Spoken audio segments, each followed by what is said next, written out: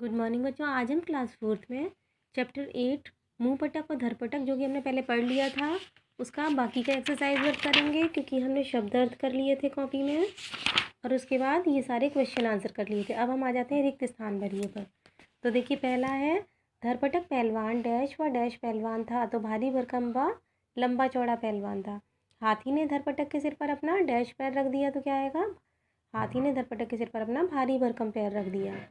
दुष्ट मेरे पिता की डैश डैश लेकर भाग रहा है, तो यहाँ आएगा दुष्ट मेरे पिता की दंत खोदनी सीख लेकर भाग रहा है।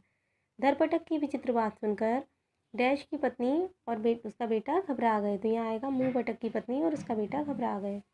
मुंह पटक कैसा पहलवान था, तो हमने पढ़ा था शेखीबाज। धरपटक ने खाने के लिए कितना आटा बांधा, तो हम इसमें लिखेंगे 80 मन।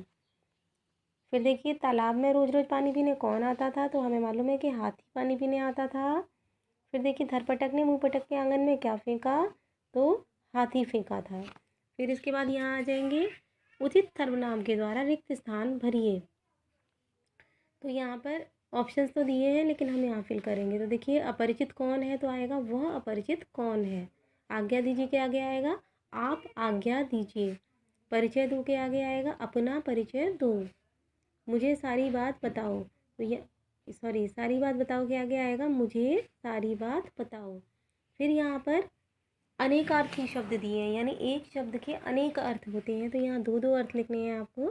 कुछ शब्द ऐसे होते हैं जिनके एक से अधिक अर्थ होते हैं। तो देखिए, पूर्व पूर्व के दो अर्थ देखिए।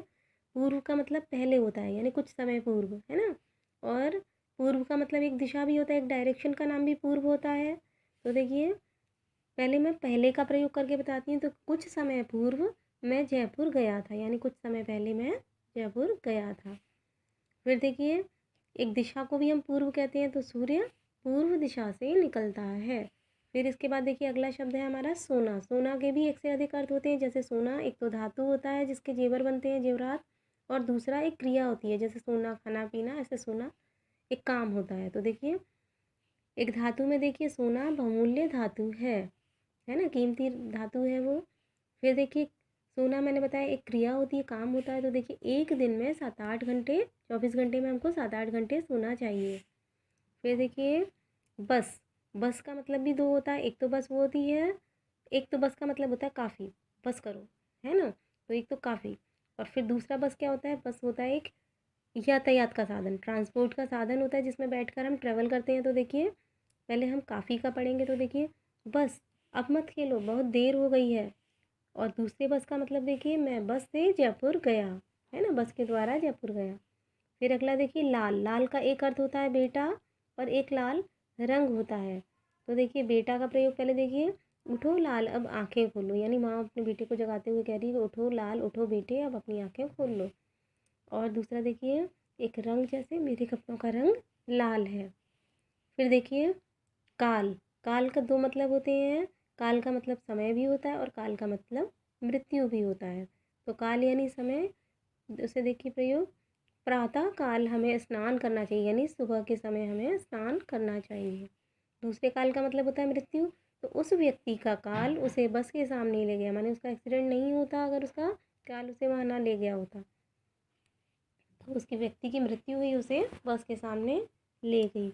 फिर देखिए, रमा और यहाँ पर कुछ समुच्चय बोधक शब्द, यानी शब्दों वाक्य में दो शब्दों को जोड़ने वाला बीच का एक शब्द लिखा हुआ है, तो उनको हमें यहाँ पर भर करके और इस वाक्य को कंप्लीट करना है। तो देखिए, रमा डैश सीता अच्छी सहेलियाँ हैं, तो यहाँ आ जाएगा रमा और सीता अच्छी सहेलियाँ हैं। वह स्कूल नहीं गया डैश बीमार था, वह स्कूल नहीं गया क्योंकि बीमार था।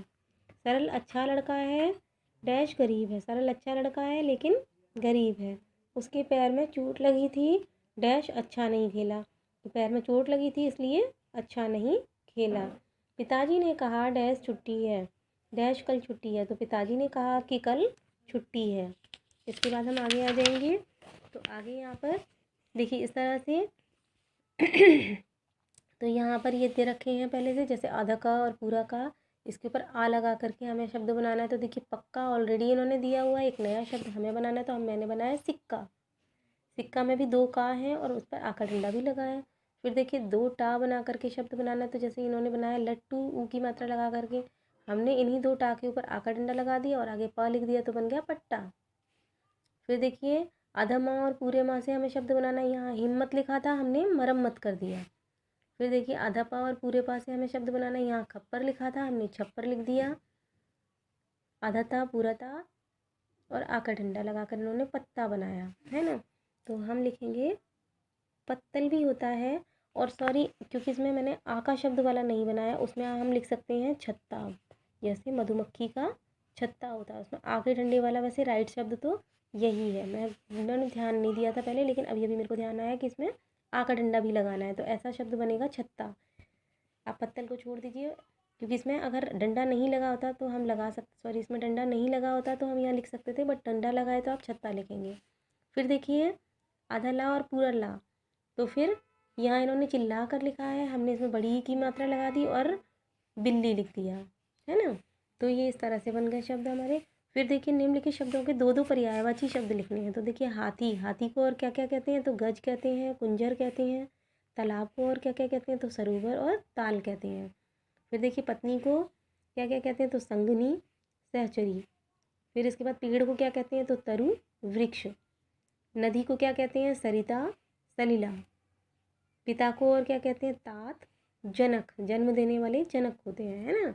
तो आई होप कि आपको समझ में आ गया होगा। तो जिस जिस पर टिक लगाया, जैसे इस पेज में केवल आपको पर्यायवाची शब्द करने हैं, इससे पीछे वाले पेज में आपको केवल ये अनेकार्थी शब्द जो दे रखे हैं ये करने हैं। तरीके से लिखेंगे, पहले आप पूर्व बीच में लिखेंगे, इसी तरह से एरो बनाएंगे। पहला अर्थ लिखेंगे, फिर इसका प्रयोग करेंगे, दूसरा अर्थ लिखेंगे, फिर इसका प्रयोग करेंगे। ठीक है, बाकी ये आपको कॉपी में नहीं केवल बुक में करना है। और यहाँ इस पेज पर केवल रिक्त स्थान करना है, यानी तीनों पेजों से एक एक चीज़ आपको कॉपी में करनी है और बाकी सब बुक में फिल करना है। आई होप कि सबको समझ में आ गया होगा। Thank you.